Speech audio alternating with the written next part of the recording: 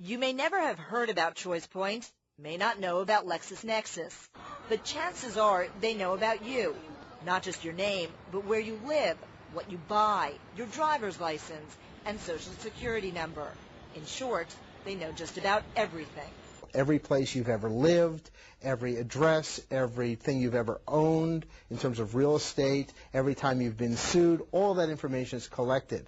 Databases are huge businesses, buying and selling your personal details to virtually anyone who wants to make sure your credit's good, like stores, credit rating agencies, even potential employers. And companies buy and sell your information not just in the United States, but around the world, making identity theft a global problem. How serious of a problem is this? It's a very serious problem, and it's growing every year. The greater technology becomes, and the more advanced technology becomes, the greater the risk, of course.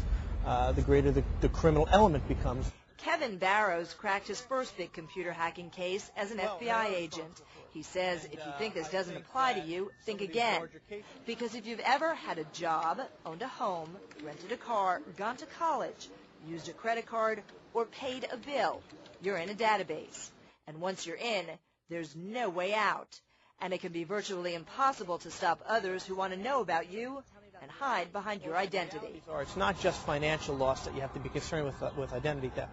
It's terrorism. It's the ability to get into this country by using someone else's identification. It's the ability to commit crimes under someone else's name. And there are hundreds and thousands of stories of people who've been victimized in this way.